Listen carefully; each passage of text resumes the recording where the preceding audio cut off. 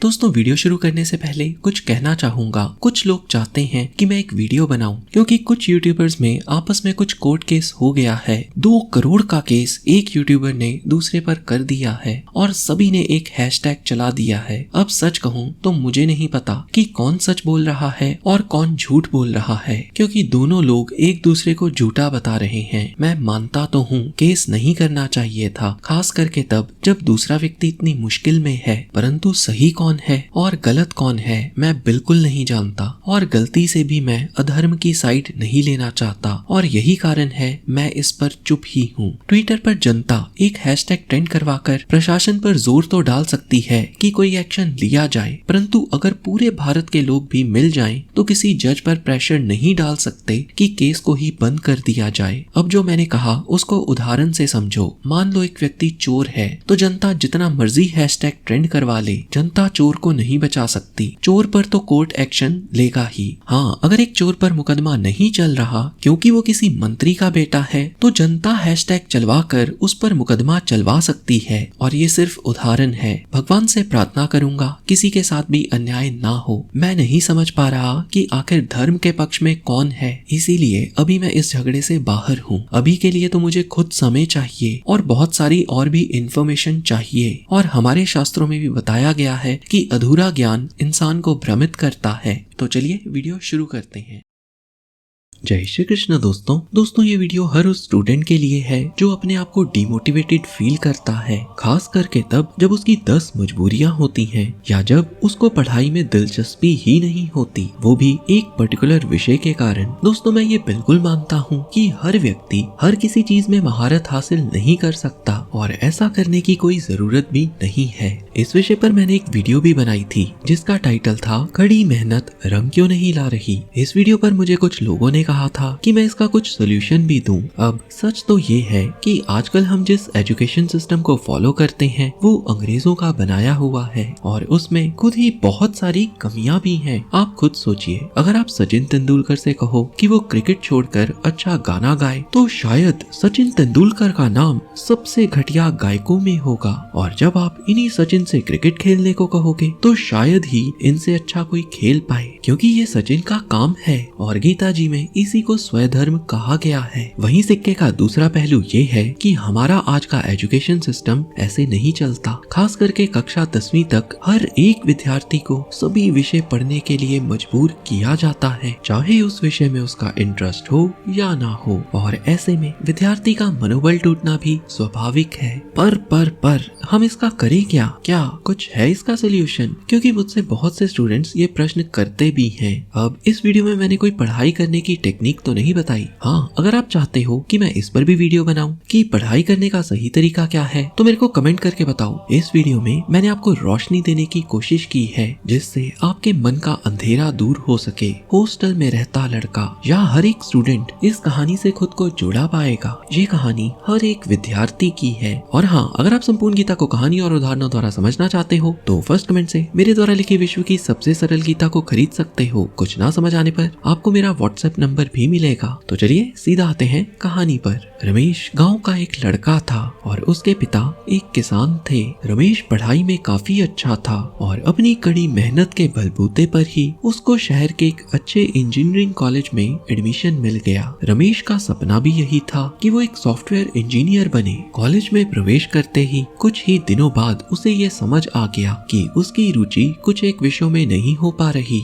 वो कितना भी कोशिश करे, कुछ विषय ऐसे हैं जो उसके दिमाग में जाते ही नहीं। रमेश पहली बार अपने घर से दूर आया था जिस कारण उसका मन भी कॉलेज में नहीं लगता था। फिर रमेश के मन में आया इंजीनियरिंग करने से तो अच्छा है कोई छोटा मोटा काम ही कर लिया जाए, क्योंकि अगर उसको सॉफ्टवेयर इंजीनियर बनना है तो उसको पहले सेमेस्टर में फिजिक्स आदि जैसे सब्जेक्ट्स भी पढ़ने पड़ेंगे जिसमें उसकी कोई रुचि नहीं है। रमेश की तो सारी रुचि थी कंप्यूटर्स और उससे संबंधित विषयों में। तो रमेश ने मन बना लिया कि वो पढ़ाई छोड़कर जाकर अपने पिताजी को बिना बताए इसी शहर में ठहर कर कोई छोटा मोटा काम कर लेगा। रमेश के एक सीनियर थे जिनको रमेश बेहद पसंद करता था, तो रमेश ने सोचा क्यों ना अपने मन की बात सबसे पहले इन्हीं से की जाए। फिर रमेश जब इनके पास गया तो सीनियर रमेश को देखकर बेहद खुश हुए। रमेश ने इनसे कहा कि मुझे कुछ विषय समझ ही नहीं आते और ना ही बाकी के विद्यार्थियों की तरह मैं ट्यूशन रख सकता हूँ, इसलिए मैं अपनी पढ़ाई छोड़कर कुछ काम करने का मन बना चुका हूँ। तो सीनियर ने रमेश से कहा तुम्हें केवल फर्स्ट सेमेस्टर में ही कुछ ऐसे विषय पढ़ने हैं और तुम चाहो तो थोड़ी बहुत मदद तो तुम्हारी मैं भी कर सकता हूँ और आगे चलकर तो तुम अपने मनपसंद विषय ही पढ़ोगे। परंतु रमेश आगे पढ़ने के लिए नहीं माना और कॉलेज छोड़ने की रट पर ही अड़ा रहा। तो सीनियर ने एक बड़ी ही गहरी बात समझाई। उन्होंने कहा हर समस्या के दो ही समाधान होते हैं, पहला भाग लो और दूसरा भाग लो।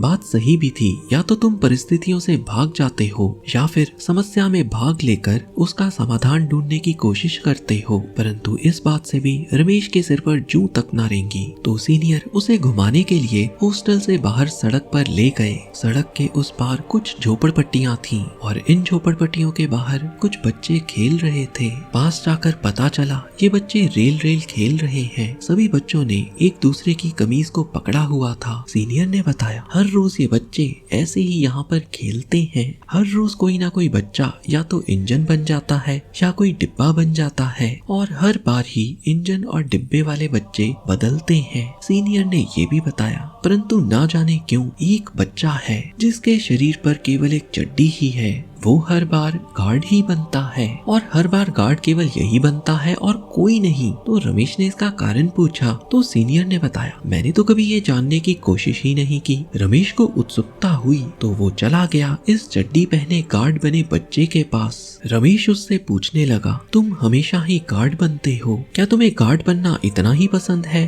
और क्या तुम्हारा दिल नहीं करता कि तुम भी कभी इंजन या गाड़ी का हिस्सा बनो? आखिर तुम गाड़ी का डिब्बा क्यों नहीं बनते? बच्चा मासूमियत से बोला दिल तो बहुत करता है परंतु क्या करूं, मेरे पास तो कमीज है ही नहीं और अगर मैंने कमीज पहनी ही नहीं होगी तो पिछला बच्चा किस चीज को पकड़ेगा और मेरे पीछे कौन खड़ा होगा? परंतु गार्ड बनने में कोई समस्या नहीं। रमेश ने देखा बच्चा खुश था कि वो कम से कम गार्ड तो बन गया। रमेश की आंखें अब नम हो गईं। सीनियर बोले ये बच्चा चाहता तो अपनी किस्मत पर रो सकता था या अपने माँ बाप से लड़ सकता था कि उसी के पास कमीज क्यों नहीं है, परंतु इस बच्चे ने परिस्थिति को समस्या बनने ही नहीं दिया। समस्या बनती ही इसीलिए है क्योंकि हम परिस्थितियों से हार मानकर लड़ते ही नहीं। रमेश को अब समझ आ चुका था कि बच्चा अपने हालात तो नहीं बदल सकता था परंतु वो इन हालातों के अनुसार खुद को ढाल सकता था। बच्चे ने खेलना नहीं छोड़ा, उसने स्वीकार किया कि उसके पास कमीज नहीं है। सीनियर बोले रमेश तुम्हारे पास भी कुछ विषयों को छोड़ने की आजादी नहीं है। तुम अभी इस परिस्थिति में तो हो नहीं कि तुम पूरे के पूरे एजुकेशन सिस्टम को ही बदल सको। हाँ, पढ़ाई की गेम छोड़ के मत भागो क्योंकि कोई भी काम करना हो